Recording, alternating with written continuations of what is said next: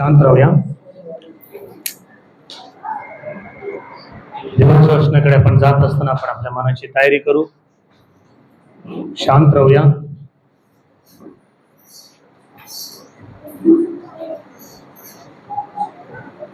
देवपणे माझा प्रवास रात्रीचा व्यवस्थित केला.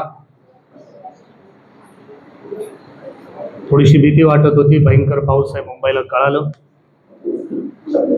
त्याच्यानंतर सकाळी केवळ 1 तास लेट झाली ट्रेन. मी 7:15ला येणारा 8:15ला आलो, परंतु व्यवस्थित आलो. छत्री काढण्याची देखील आवश्यकता भासली नाही. म्हणजे पूर्णपणे पाऊस थांबलेला होता. आता सुरू झालेला आहे पाऊस. देवपणे व्यवस्थितपणे मला आणलं. अनेकांना मी फोन केला, अनेकांना मी सांगितलं या म्हणून. मी आलोय, मी स्वतः चर्चमध्ये उपस्थित आहे, तुम्ही पण या. फोन केला, अनेकांना मेसेज केला. त्यापैकी बरेच लोक तुम्ही आलात. ख्रिस्त येशूमध्ये परत एकदा तुमचं या उपासनेसाठी स्वागत आहे. पहा, लांडग्यांमध्ये मी मेंढरांना पाठवावे तसे मी तुम्हाला पाठवतो. मत्तई कृष्णवर्तमान 10वा अध्याय वचन 16. मत्तई कृष्णवर्तमान याचा 10वा अध्याय वचन 16 पहा. पहा, लांडग्यांमध्ये मेंढरांना पाठवावे तसे मी येशू पाठवतो. हे समाज लांडग्यांसारखं आहे. समाजातील प्रत्येक व्यक्तीची प्रवृत्ती लांडग्यांसारखं बनलेली आहे. क्रूर, हिंसात्मक बनलेले. प्रिय बंधू, प्रिय, कधी त्याचं विचार बदलतील माहित नाही. येशू म्हणतो तो मेंढरासारखे राहा. येशू म्हणतो तू मेंढरासारखं राहा. तू लांडगा बनू नको, तर तू मेंढरांसारखं राहा म्हणतो येशू. स्वभाव लांडग्यांचा, क्रूर, फाडून टाकणारा एक हिंस्व प्राणी काय असेल? लांडगा. म्हणून येशू म्हणतो मीच उत्तम मेंढपाळ आहे. येशू मेंढरांचा मेंढपाळ आहे. माझी मेंढरे माझी वाणी ऐकतात. तू ऐकतो का येशूचं? तू ऐकतो का देवाचं? जर तू ऐकत असशील तर तू मेंढरू आहेस. जर तू ऐकत नाहीस तर सांगण्याची गरज नाही, तू लांडगा आहेस. तू लांडगा आहेस. म्हणून एका वंशाला लांडगा म्हटलं पवित्र शास्त्रामध्ये. 12 वंशांपैकी एक वंशाला पवित्र शास्त्रामध्ये लांडगा म्हटला. लांडगा का बनला तो लांडगा? आधी त्याच्याविषयी काय म्हणतो याकूब? आधी त्याच्याविषयी कसा होता तो लांडगा नव्हता. त्याची प्रवृत्ती व्यवस्थित होती. तो चांगला होता. तो आशीर्वादित होता. नंतर तो लांडगा बनला. कोण? बेन्यामीन आधी चांगला होता. अनुवादाचं पुस्तक 33वा अध्याय वचन 12. अनुवादाचं पुस्तक 33वा अध्याय वचन 12. बेन्यामीन विषयी तो म्हणाला. अनुवादाचं पुस्तक 33वा अध्याय वचन 12. मग तो बेन्यामीन विषयी म्हणाला, परमेश्वराचा तो प्रियजन आहे. तो सुरक्षित राहील. तो सुरक्षा मिळविणारा आता क्रूर बनला. का प्रवृत्ती माणसाची बदलत आहे? माणसाची प्रवृत्ती, नीतिमत्ता का बदलत आहे? तो एकदा मेंढरू होता, आता लांडगा का बनत आहे तो?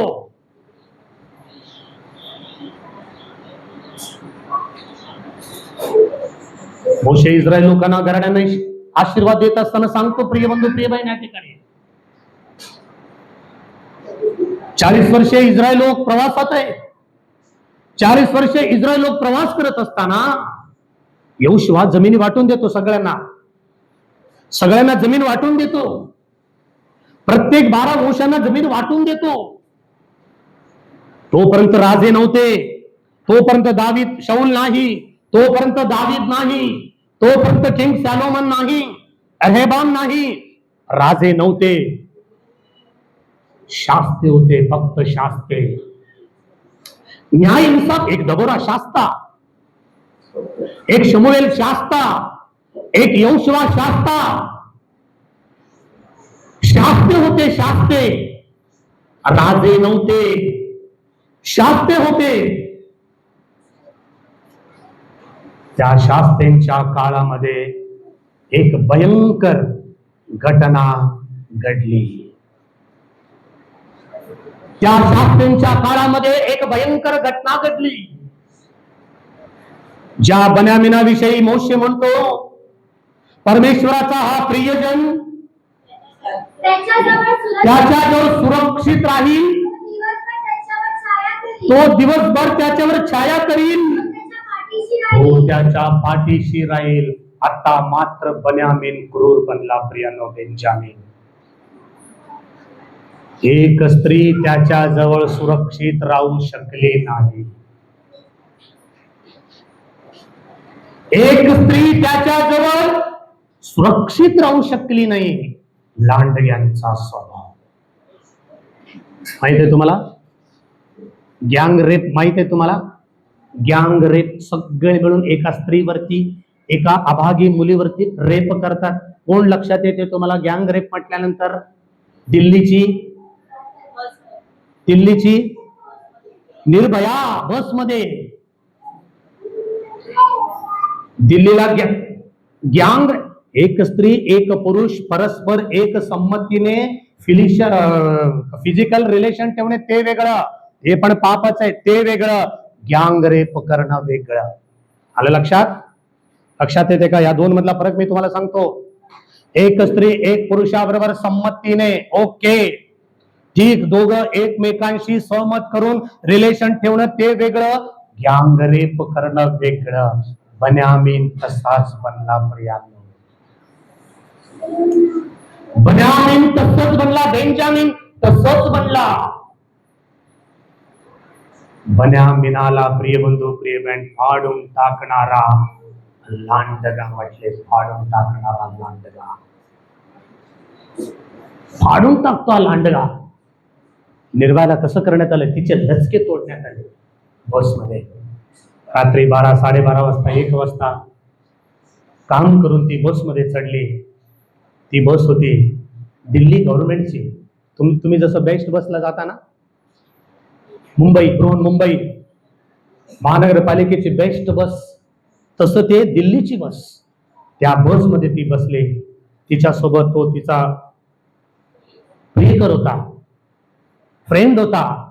त्याला देखील त्यांनी रॉडने मारलं. तिच्यावरती अमानुषपणे बलात्कार केला.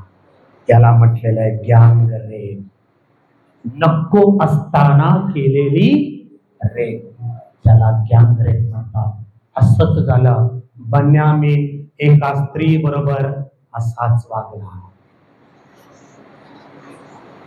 म्हणून त्याला क्रूर लांडगा, हिंस्व लांडगा म्हटलेला आहे. क्रूर लांडगा, क्रूर लांडगा म्हटले त्याला. क्रूर लांडगा. जंतूंचा स्वभाव माणसांमध्ये, कुत्र्यांचा स्वभाव माणसांमध्ये.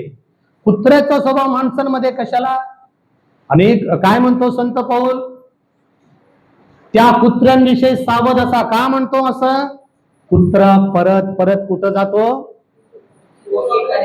आपलं काय करतो? भरपूर खातो तो. कुठं मिळतंय ना तिथं पहिले साठा करतो. गप गप गप गप गप गप खातो. खाल्ल्यानंतर सहन होत नाही त्याला, ओकून टाकतो, ओकून टाकतो. वांती म्हणतात त्याला, उलटी. ओकून टाकतो. तेव्हा त्याला बरे वाटते, येतो माघारी. दुसऱ्या दिवशी जेवण मिळत नाही ना त्याला, लक्षात येते त्याला, अरे अमुक अमुक ठिकाणी आपण उलटी केली आहे, चल आपण जाऊ तिकडे. परत ते खाते. माणूस पण असंच आहे.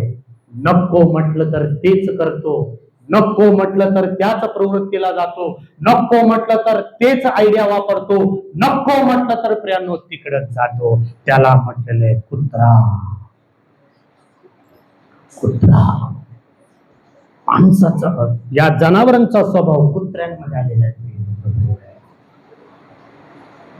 तुमच्याकडे चांगले असतील, आमच्याकडे असले लोक आहेत,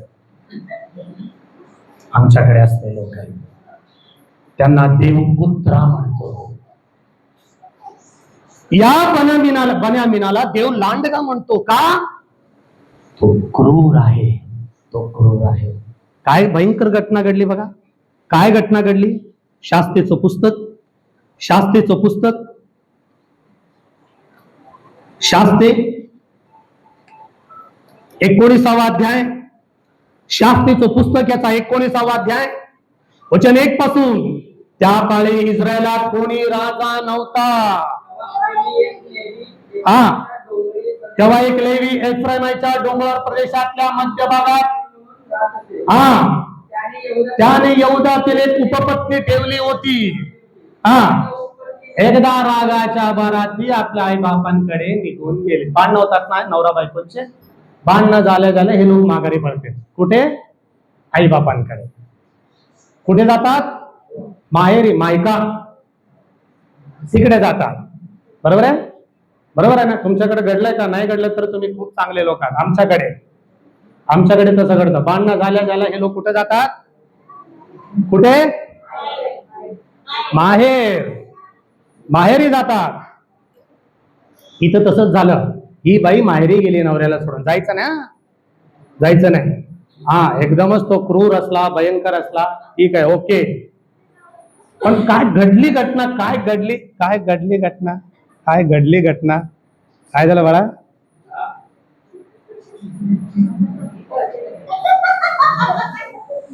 काय ते? जाऊ नको.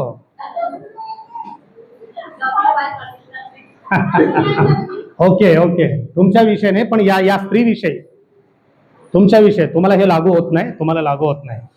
मी असं बोलतो, तुम्हाला हे लागू होत नाही. पण या ठिकाणी ही उपपत्नी आहे. उपपत्नी म्हणजे बायको असताना दुसरी ठेवलेली बायको उपपत्नी आहे. तिच्या संबंधाने बोललं गेलेलं आहे. त्या काळी इस्रायलात कोणी राजा नव्हता. त्याने एक उपपत्नी ठेवली होती. वचन 2. एकदा रागाच्या भरात ती त्याला सोडून यहूदातील बेथलेहेम यहूदा येथे आपल्या बापाच्या घरी गेली. तेथे 4 महिने राहिली. किती महिने राहिली? 4 महिने. नंतर तिची समजूत घालून तिला परत आणा म्हणून तिचा नवरा एक नौकर व 2 गाढवे बरोबर घेऊन तिच्या शोधासाठी निघाला. तिने त्याला बापाच्या घरात आणले. त्या मुलीच्या बापाने त्याला पाहिले तेव्हा त्याच्या बेटीने त्याला जावयाला बघून सासऱ्याला आनंद झाला. वा सासरा आणि जावई. ऐक रे बाबा, हे ऐक व्यवस्थित. काय चाललंय इथं? जावई आणि सासऱ्याचं चाललं. ऐक ना मग. तुला परवा सांगितलं ना. कुठं होतं बाळा? त्याच्या सासऱ्याने जावयाला पाहून आनंद झाला. काय सासरा हो? जावयाला बघितल्या आनंद. काय करते बघा जावयाला सासरा. त्याच्या सासऱ्याने म्हणजे मुलीच्या बापाने त्याला राहण्याचा आग्रह केल्यामुळे जावई राहा जमाई रहो. आमचा सासरा मला फोनच करत नाही.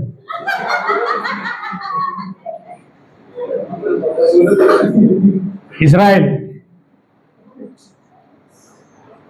का करत नाही बाळा? किती चांगला सासरा. अजून राहा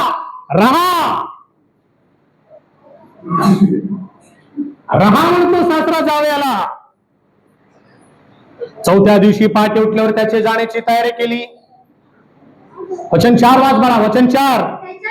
त्याच्या सासऱ्याने म्हणजे मुलीच्या बापाने त्याला राहण्याचा आग्रह केल्यामुळे तो त्याच्याकडे 3 दिवस राहा. प्लीज अग्रह मनापासून अग्रह. राहा. याप्रमाणे मुक्काम केला. खाऊन पिऊन त्या ठिकाणी मुक्काम केला. 4थ्या दिवशी पहाटे सुटल्यावर त्याने जाण्याची तयारी केली. तेव्हा मुलीच्या बापाने आपल्या जावेला म्हटले, 2 घास खाऊन ताजे तवाने वा. मग अजून जेवण कर म्हणतो. आणखी 2 घास का? किती प्रेमळ आहे व सासरा. आणखी 2 घास का म्हणतो बघा. आणखी 2 घास का?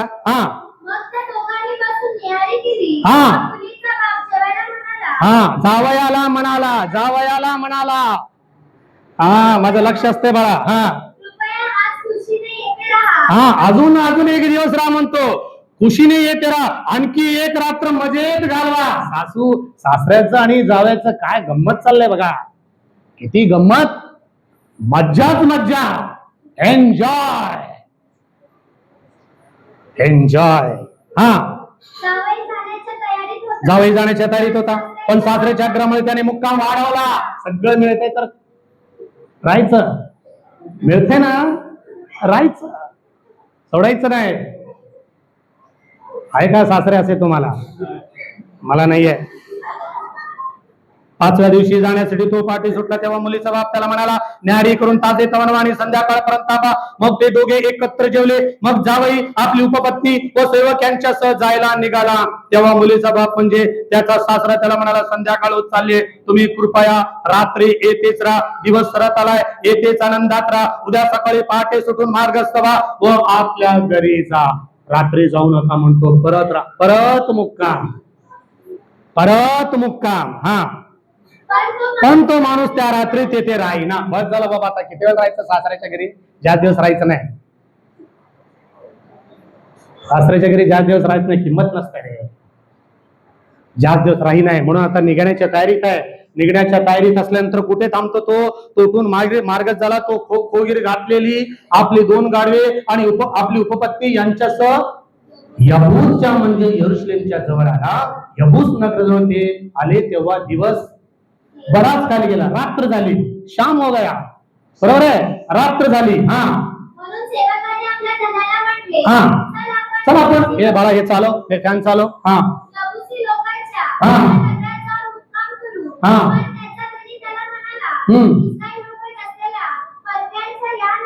इस्रायल लोक नसलेल्या परक्यांच्या या नगरात उतरू नये.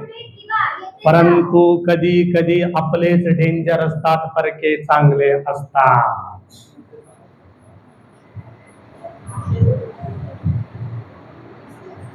हमारी बिल्ली हमको म्याव. माहित आहे, आपल्या लोकांपासून सावध राहा. आपलेच लोक प्रियांनो वाईट असतात, बाहेरचे लोक चांगले असतात, लक्षात घ्या. इथं तसंच झालं. इथं राहू नये म्हणतो, इस्रायल नसलेलं त्या ठिकाणी राहू नको म्हणतो. हा एखाद्या ठिकाणी जाऊन किंवा राहणं, इथे रात्रीचा मुक्काम करू. ते पुढे चालल्याने बेन्यामीनच्या गिब्याजवळ येईपर्यंत सूर्य मावळला, संध्याकाळ झाली. त्यावेळेला काय प्रियांनो लाईट वगैरे नव्हते. संध्याकाळ झाल्यामुळे लोक जिथं आहे तिथंच मुक्काम करायचे. हा ते गिब्यात मुक्कामासाठी गेले आणि गावातल्या रस्त्यावर बसले, कारण कोणीही त्यांना आपल्या घरात मुक्कामासाठी देणार. परक्या लोकांना घरात कोण आश्रय देणार? परके लोकांना तर तुम्ही आश्रय देताल का? नाही देणार ना. या आमच्या घरात म्हणणार का? नाही. तसंच झालं. इतक्यात एक म्हातारा आपले शेतातले काम आटोपून संध्याकाळचा घरी चालला होता. तो इफ्राईमच्या डोंगर प्रदेशातला सुनगिबा येथे उपरा म्हणून राहत होता. तेथील लोक बन्यामिनी होते. बन्यामिनी म्हणजे एचएच लोक, इस्रायल लोक बन्यामिनी होते. त्या ठिकाणी त्यांनी मुक्काम केला. आपले लोक, मेरे लोक, कजन, माझे लोक, तुमचेच लोक तुमच्यावरती एक दिवस उलटतील. हे सांगण्यासाठी हे सांगत आहे. बरोबर आहे? हा वाच बेटा. त्या म्हाताऱ्याने गावातल्या रस्त्यावर नजर टाकली तेव्हा कुणी प्रवासी तिथे बसले असे त्याच्या दृष्टीस पडले. म्हाताऱ्याने त्याला विचारले, तू कुठे निघालास? तू कुठून आलास? तो त्याला म्हणाला, आम्ही यहूदाच्या बेतलेहम निघालो आहोत आणि आम्हाला इफ्राईमच्या डोंगर प्रदेशाच्या मध्यभागात जायचंय. मी तेथलाच आहे. मी बेतलेहम यहूदा येथे गेलो होतो. आता घरी जात आहे. मला इथे कोणी आपल्या घरात जागा देत नाही. आमच्या गाढवांसाठी दाणा वैरण आहे आणि माझ्यासाठी या आपल्या दासीसाठी व या आपल्या दासांबरोबरच्या नोकरांसाठी भाकर व द्राक्षरस आहे. कोणत्याही गोष्टींची उणीव नाही. एक म्हातारा म्हणतो, अरे काहीच कमी नाही, ये खा पी, सगळं आमच्या घरात. तुझ्या गाढवांना पण आहे. परका माणूस हा बन्यामिनी नाही, परका माणूस. हा म्हातारा म्हणाला, तुझे कल्याण असो. तुला जे हवे ते माझ्याकडे लागले, मात्र रस्त्यात मुक्काम करू नको. हे लोक गिबोनी लोक चांगले नाहीत. रस्त्यात मुक्काम करू नको. हे लोक चांगले नाही. आता चांगले कोण आहेत, चांगले कोण नाही, पुढे वाचा. हा वैरण दिली आणि त्यांनी हात पाय धुवून भोजन, ते खुशीत असताना एक परका व्यक्ती घरी जाऊन जेवण देणे परक्या लोकांना किती खुशीचं कारण आहे, किती आनंदाची कारण आहे. ते खुशीत असताना गावातल्या गुंडांनी येऊन त्या घराला गराडा घातला. गावातल्या गुंडांनी टपोरी लोक, इथं पण आहेत ना टपोरी लोक, गुंड लोक इथं पण आहेत ना, इथं पण आहे. गावातल्या गुंडांनी येऊन त्या घराला गराडा घातला. गुंड लोक, टपोरी लोक, वाईट लोक, हे तरुण लोक, हे प्रत्येक देशामध्ये, प्रत्येक नगरामध्ये, प्रत्येक गावामध्ये असतात प्रियांनो. गराडा घातला. काय लक्षात येते या ठिकाणी तुम्हाला? एका घराला गराडा घातला. यापूर्वी देखील एका घराला गराडा घातला होता. लक्षात येते का? अब्रामाचा पुतण्या लोट, त्या घराला सदोम नगरातल्या लोकांनी पण गराडा घातला होता. Same dialogue, same same same घटना. ते सदोम आणि गोमरातले लोक, त्या ठिकाणी लोट, त्या ठिकाणी दोन देवदूत आले होते. या ठिकाणी एक लेवी, त्याची उपपत्नी, त्याचा नौकर या घरामध्ये यांनी गराडा घातला. कोण आहे ते लोक? बन्यामिनी. दार तोडून त्या म्हाताऱ्या घर मालकाला म्हणू लागले, तुझ्या घरी आलेल्या माणसांना बाहेर काढ, म्हणजे आम्ही त्याला जाणू. सेम सदोम गोमोरा. आज रात्री तुझ्या घरी आलेले दोन पुरुष कोण आहेत त्यांना बाहेर काढ, म्हणजे आम्ही त्यांच्याशी समाधान करू. सेम सेम घटना, सेम लोक. गर्दनी बाहेर जाऊन म्हणाला, छे छे, बांधव हो, मी हात जोडतो, असले दुष्कर्म करू नका. अमनुष्य माझा पाहुणा आहे, असला निर्लज्जपणा करू नका. पहा, येथे माझी मुलगी आहे, ती कुवारी आहे, तिचं अजून लग्न झालं नाही. वाटेल तिच्याशी करा, पण या माणसांना काही, एक परका माणूस, एक अनजान व्यक्ती, अनजान आदमी, परका व्यक्ती. बघा कसं साईड घेतो. बघा आपल्या लोकांची कोण साईड घेतात का सांगा? आपल्या लोकांविरुद्ध बोलणे, आपल्या लोकांविरुद्ध निंदा करणे, आपल्या लोकांविरुद्ध नालायकी करणे, आपल्या लोकांविरुद्ध काहीतरी बोलणे, वेगळं काहीतरी करणे, हा स्वभाव चांगला नाही.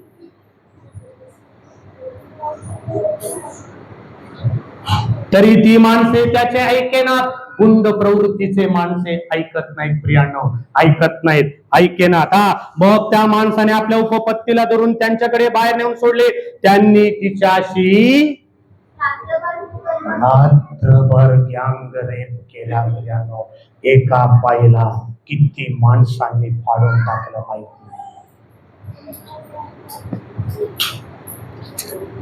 रात्रभर कुकर्मे केले आणि पहाट होईपर्यंत तिचे हाल हाल करून टाकले.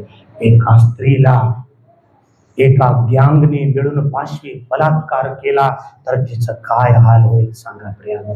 तशीच घटना घडली बायबल मध्ये. ते लोक कोण आहेत माहित आहे?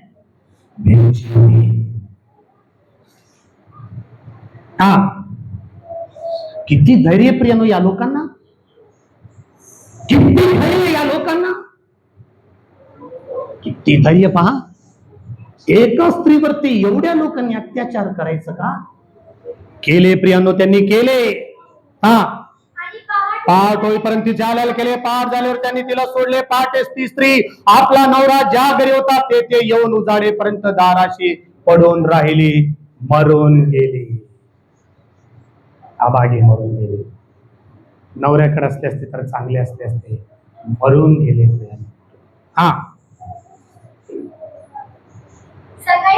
सकाळी तिच्या नवऱ्याने उठून घराचे दरवाजे उघडले व मार्ग सवाय म्हणून तो बाहेर आला. तेव्हा त्याची उपपत्नी दाराशी पडलेली व तिचे हात उंबरठ्यावर असलेले त्याच्या दृष्टीस पडले. तो तिला म्हणाला, उठ आपण जाऊ. पण ती काही उत्तर देईना. पण बायको उत्तर देईना. तेव्हा तिला गाढवावर घालून तो आपल्या गावी गेला. ख्रिस्ती असो ख्रिस्ती नसो, प्रिय बंधू प्रिय बहन, प्रत्येक व्यक्ती गुंड प्रवृत्तीची माणसे या भूतलावर आहेत. ते कधी काय करतील सांगता येत नाही. समाज बिघडलाय, तरुण बिघडले, तरुणी बिघडले, तरुणी बिघडले, सगळे व्यक्तींची प्रवृत्ती बिघडलेली आहे. मेंढरां सारखं राहणं खूप गरजेचं आहे. घरी आल्यावर वचन 29, घरी आल्यावर त्याने सुरू घेऊन आपल्या उपपत्नीला धरून तिचे पहिले शरीर कापले, शरीराचे तुकडे केले या नवऱ्याने, मेलेल्याचे तुकडे केले त्या स्त्रीचे. 12 तुकडे करून इस्रायलाच्या सर्व प्रदेशात पाठवून दिले. ते तुकडे घेऊन जाणाऱ्या लोकांना तो म्हणाला, तुम्ही सगळ्या इस्रायल लोकांना विचारा.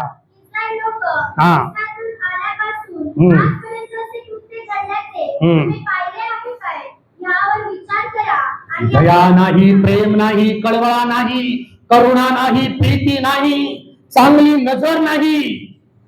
कुणाचं? बन्यामीनाचं, इस्रायलचं प्रिय आहे. एका अभागी स्त्रीला धरून त्यांनी हाल हाल करून टाकले, ती मरून गेली. क्रूर लांडगा म्हटलेलं याला, क्रूर लांडगा. काय झालं मग? काय झालं?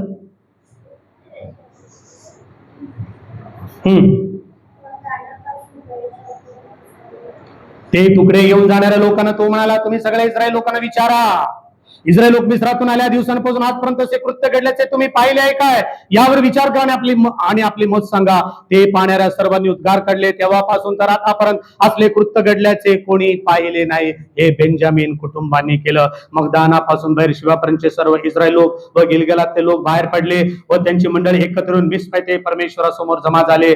लोकांनी, सर्व नायकांनी, इस्रायलच्या सर्व लोकात वंशातले सैनिक मिळून 4 लक्ष धारकरी पायदळी देशाच्या प्रजेच्या मेळ्यात सामील झाले. इस्रायल लोक मिस्पात जमा झाल्याची बातमी बन्यामिनी लोकांच्या कानी गेली. इस्रायल लोकांनी विचारले, दुष्कृत्य कसे घडवले ते आम्हाला सांगा.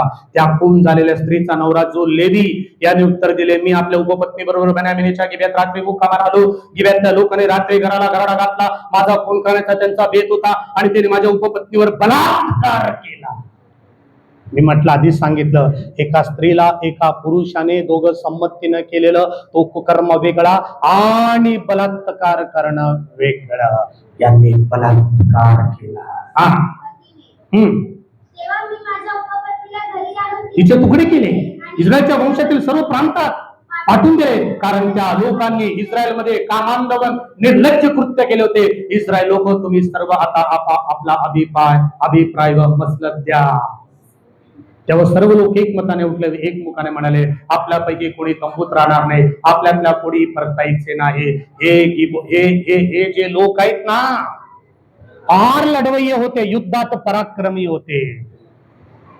कोण? बन्यामीन इस्रायल लोक फार युद्धामध्ये पराक्रमी होते, पण कृत्य मात्र घाणेरडं होतं. तू दिसायला चांगला असशील, तू प्रभूच्या कामामध्ये यशस्वी असशील, तुझे विचार जर तुझे कृत्य चांगले नसतील, उपयोग नाही.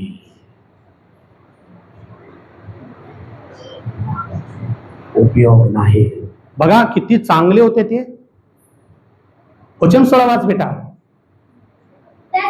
त्या सर्व लोकांमध्ये 700 निवडक पुरुष डावरे म्हणजे तरबेज होते युद्धामध्ये. बन्यामीन लोक, त्याच्या गोफणीचा नेम तस्सूवर देखील.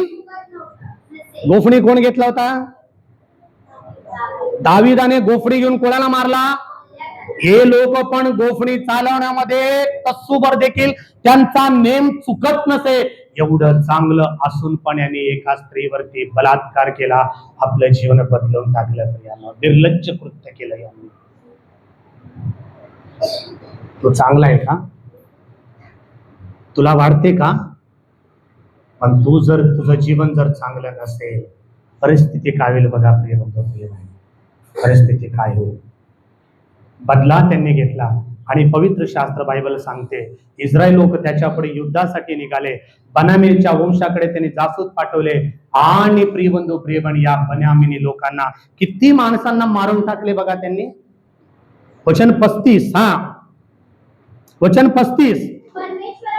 परमेश्वराने इस्रायला पुढे बन्यामिनाचा बोध केला. त्या दिवशी इस्रायल लोकांनी 25,100 बन्यामिनी लोकांचा संहार केला. तुम्ही किती जणांना मारले? एका स्त्रीला तुम्ही मारले. देव किती जणांना मारला? वाच व्यवस्थित. परमेश्वराने इस्रायल पुढे बेन्यामीनचा वध केला. त्या दिवशी इस्रायल लोकांनी 25,100 बन्यामिनी लोकांचा संहार केला. ते सर्व धारकरी होते. जरी धारकरी असले, जरी चांगले असले, मरून गेले. मरून जाशील तू. जीवन जर बदललं नाही तर मरून जाणार. प्रिय बंधू, प्रिय बहीण, मी चांगलं आहे असं मला वाटतंय, मी भारी आहे असं मला वाटते, मी खूप रूपवान आहे, मी खूप सुंदर असे मला वाटते. आतमध्ये काय आहे हे देव पाहतो आणि देव प्रतिफळ देतो. देव प्रतिफळ देतो. देव प्रतिफळ देतो. हा, वाच बेटा. आपला वध झाल्याचे बेन्यामीनच्या लक्षात आले. इस्रायल लोक बेन्यामीनकडून मागे सरले, कारण गिबेयाजवळ गाभा धरून बसलेल्या लोकांवर त्यांची वस्ती विस्त होती. गाभा धरणाऱ्यांनी त्वरा करून गिबेयावर छापा घातला आणि पुढे तरसावून सर्व नगराच्या तलवारीने नाश केला. सगळ्यांचा नाश झाला. कशामुळे? कशामुळे? रिझन काय? कारण काय? सर्वांनी मिळून एका स्त्रीवरती अत्याचार केला.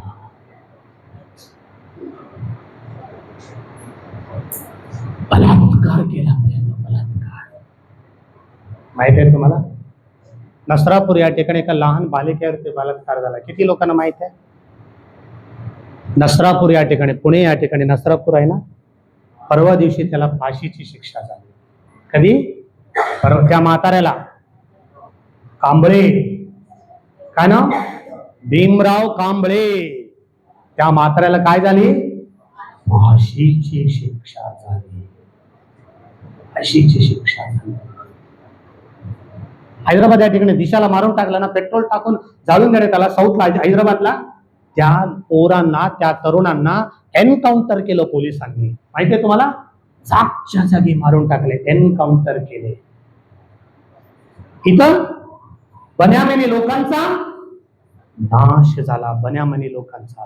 तुझा गर्व, तुझा उद्दामपणा, तुझा मीपणा, ख्रिस्ता विरहित जीवन जगणं, गर्वाचं जीवन जगणं मृत्यूस कारणीभूत होईल. मृत्यूस कारणीभूत होईल. मृत्यूस कारणीभूत होईल. वचन 43-44. त्यांनी बन्यामिनांना घेरले. एकेकाळी तुम्ही एका लेवीला, त्याच्या बायकोला, एका म्हाताऱ्याला घेरले होते ना. जैसी करनी वैसी भरणी, टिट फॉर टॅट. मी जसं वागतो तसं मला प्रतिफळ आहे. तू चांगलं वाग, तुला चांगलंच मिळेल. तो वाईट वाग, तुला वाईट मिळेल. तू प्रेम करतो का, तुला प्रेम मिळेल. तू द्वेष करतो का, तुला द्वेष मिळेल. चांगलं करूया प्रियानो, प्रेम करूया एकमेकांवरती. शत्रुत्व नको, शत्रुत्व नको. कुणा विरुद्ध काही गाराणी नको, कुणा विरुद्ध बोलायला नको. त्या दिवशी त्या माणसांना घेरले. आज इस्रायल लोकांनी त्यांना घेरले. पाच बेटा. पण नोहा येथून त्यांच्या पाठीस लागून पूर्वी गिबेयाजवळ त्यांची धूळदाण केली. बेन्यामीनचे 18,000 लोक बंधन पावले. सर्व शूरवीर होते. वचन 46. अशा प्रकारे बन्यामिनाचे 25,000 धारकरी लोक त्या दिवशी कामास आले. ते सर्व शूरवीर होते. त्यातले 600 लोक निसटून रानाच्या वाटेने रिम्मून कडकड पोचले. ते 4 महिने राहिले. मग इस्रायल लोकांनी बन्यामिनावर उलटून हाती लागले माणसे, जनावरे यांना संहार केला, मारून टाकले. तसेच जी गावे त्यांना आढळली ती सर्व आग लावून त्यांनी बेचिराग करून टाकली. वृत्ती बदलत नाही का माणसाची? लांडग्यांसारखं जीवन जगत आहोत का आम्ही? क्रूर लांडगे. पशुवृत्ती, क्रूर लांडगा स्वभाव. बन्यामीनाला क्रूर लांडगा म्हणण्यात आला प्रियानो. ते याच्यासाठी हा बन्यामीन वंश पकडण्यात आला. तुला पकडण्यात येईल, तुला पण मारण्यात येईल. म्हणून येशू म्हणतो, मीच उत्तम मेंढपाळ आहे. माझे मेंढरे माझी म्हणे ऐकतात. माय शीप हिअर माय व्हॉइस. माझे मेंढरे माझी वाणी ऐकतात. ते परक्याच्या मागे कधी जाणार नाही. परका आपला नाही प्रियानो. मारून टाकण्यात आला त्यांना. आणखी कोण आहे बन्यामीन वंशातला? सांगा बरं मला. नव्या करारामध्ये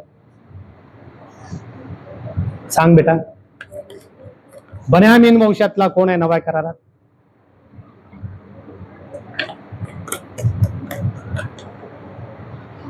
शाऊल. कोण? शाऊल पण बन्यामीन वंशातला. आधी कसं होतं शौलाचं जीवन? आधी कसं होतं शौलाचं जीवन? बायकांना पण मारणे, धमकी देणे, फुत्कार टाकणे. प्रेषितांचे कृत्ये 8वा अध्याय वचन 1 पासून. क्रूर. शाऊलाला तर त्याचा वध मान्य होता. मान्य झालं. लोक मेलं तरी हरकत नाही, हा मान्यता देतो, ओके म्हणतो. चांगला आहे का प्रियानो? नाही. जो कोणी तुझ्या एका गालावर मारतो त्याच पुढे दुसरा गाल कर म्हणतो देव. पण या ठिकाणी बन्यामीन वंशातला शाऊल पौल होण्यापूर्वी किती क्रूर होता बघा. त्याच दिवशी मंडळीचा फार छळ झाला. प्रेषितांखेरीज यहुदिया देशात पांगापांग झाली. सगळे लोक या एका माणसामुळे, शौलामुळे. हा कोण आहे माहित आहे? शाऊल कोणत्या वंशातला? बन्यामीन वंशातला. बन्यामीन वंशातला शाऊल पौल होण्यापूर्वी किती क्रूर आहे. प्रेम नाही, दया नाही, क्षमा नाही, शांती नाही त्याच्या जीवनामध्ये. शांती नाही, शांती नाही. प्रिय बंधू, प्रेम आहे. 9वा अध्याय बळा.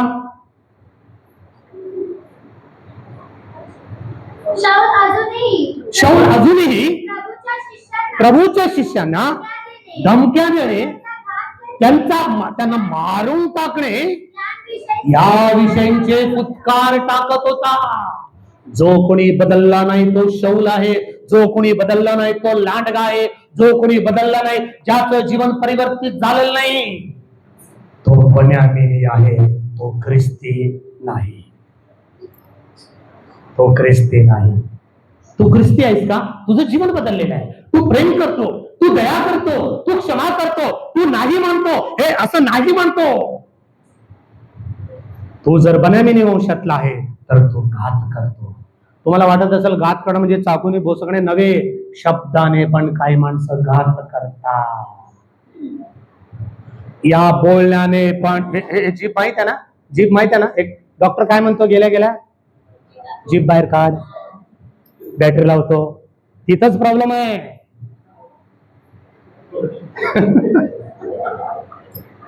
प्रॉब्लेम तिथंच आहे बाळा. त्या जिभेतच प्रॉब्लेम आहे. याला सांभाळत. बरोबर आहे मेरे दोस्त डॅनियल? बरोबर आहे. तिथंच प्रॉब्लेम आहे. जीभ बघूनच सांगतो डॉक्टर तुला काय झालंय. तुझं सगळं शरीर तपासण्याची गरज नाही त्याला. प्रिय बंधू, प्रिय बहीण, शाऊल असाच होता बदलण्यापूर्वी. क्रूर होता, अनेकांना मारत होता, अनेकांना मारत होता. आता 11वा वचन 6 बघ. 11वा वचन 6. 11वा वचन 6. प्रेषितांचे कृत्ये.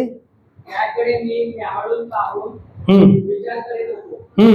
तो पृथ्वीवरले चतुष्पाद प्राणी, पापदे, सरपटणारे जंतू, आकाशातले पाखरे अशी दृष्टीस पडली. अशी या ठिकाणी पण जनावर आहेत, या ठिकाणी पण जंतू आहेत, या ठिकाणी पण जनावर आहेत, या ठिकाणी पण जंतू आहेत.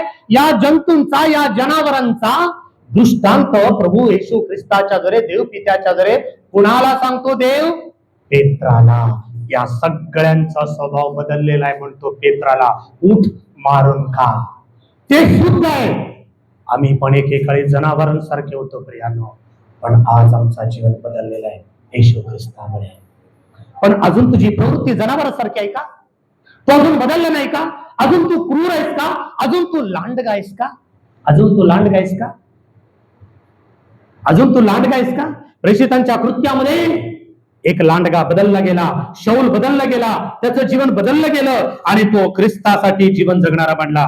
कितवा अध्याय? 9वा अध्याय. शौलाचा पालट आता लांडगा बदलला गेला. आता लांडगाचा क्रूर स्वभाव मेंढरांचा स्वभाव बनला.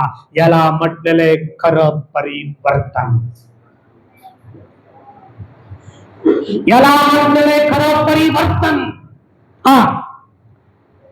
त्याने प्रमुख याजकांकडे जाऊन त्यांच्यापासून निष्काळज्या सभासदांना अशी पत्रे मागितली की तो मार्ग अनुसरणारे पुरुष किंवा स्त्रिया कोणीही त्याला आढळल्यास त्याने त्यांना बांधून येरुशलेमेस आणावे.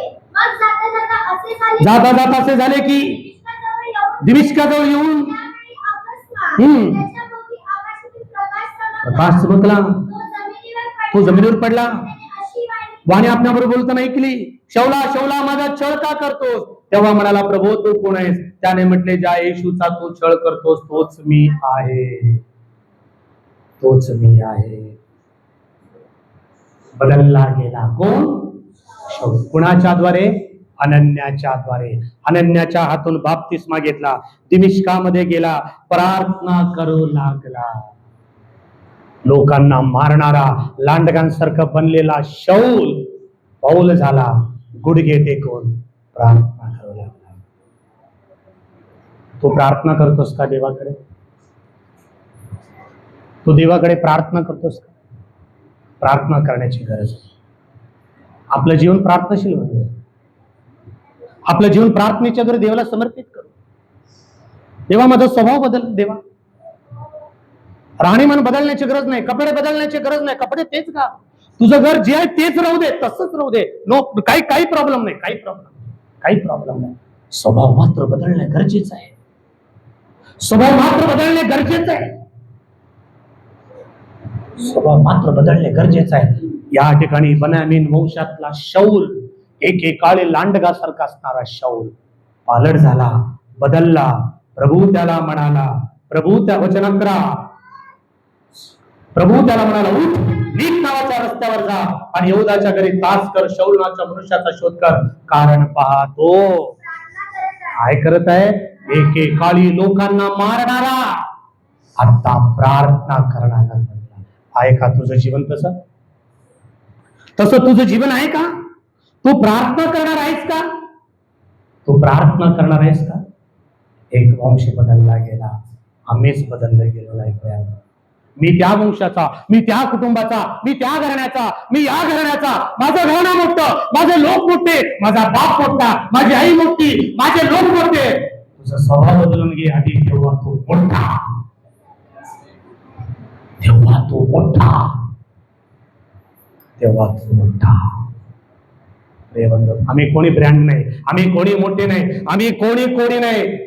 आमचा देव पालट करणारा, आम्हाला जीवन देणारा तोच मोठा आहे. आमच्या जीवनामध्ये तोच मोठा आहे. या ठिकाणी शौल प्रार्थना करू लागला. त्यांचं बदल झालं. बेन्यामीन वंश बदलण्यात आला, ख्रिस्ती वंश बनला. प्रियांनो, आमचा वंश किती पण चांगला असू दे, आमचा नेम किती पण चांगला असू दे, आम्ही किती पण निपुण असू दे, तुझं जीवन बदललं नाही तर छे म्हणतो प्रभू, तू म्हणतो प्रभू.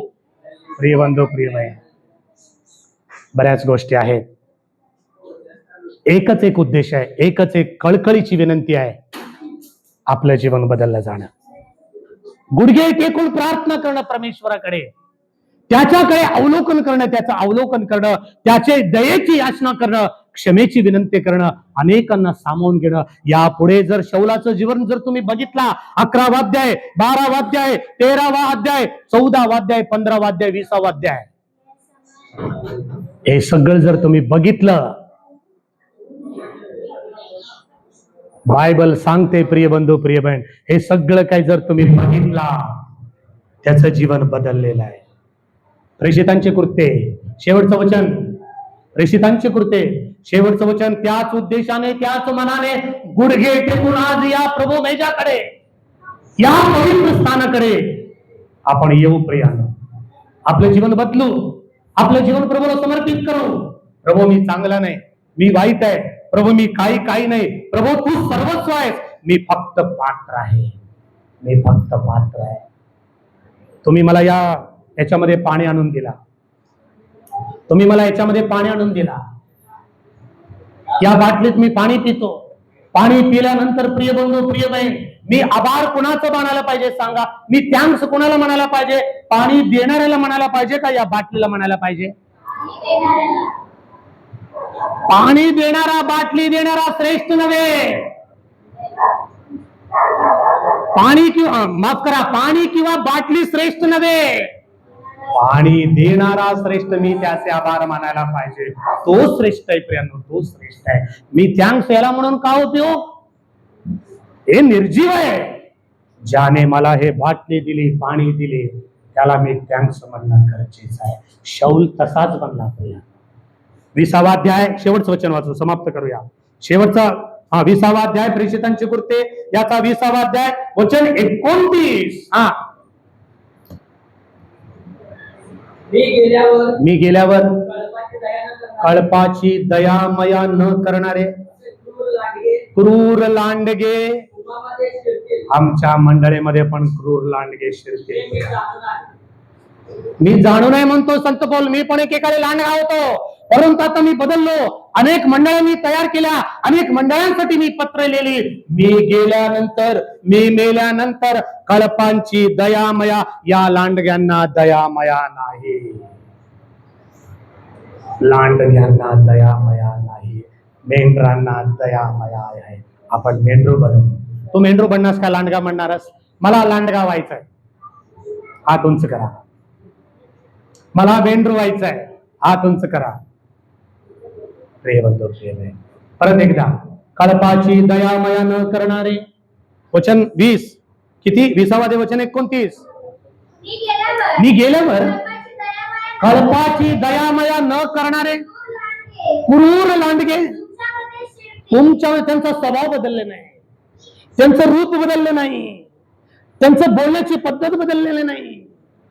ते फक्त मेंढरांचं वेश घातलेले आहेत, परंतु अंतर्यामी क्रूर लांडगे आहेत. मी गेल्यानंतर कळपाची दयामय न करणारे क्रूर लांडगे आमच्यामध्ये येऊन शिरतील. प्रियांनो, आम्ही वेलकम म्हणणार नाही त्यांना, आम्ही या म्हणणार नाही त्यांना, आम्ही काही म्हणणार नाही, पण ते येऊन आमच्यामध्ये शिरतील.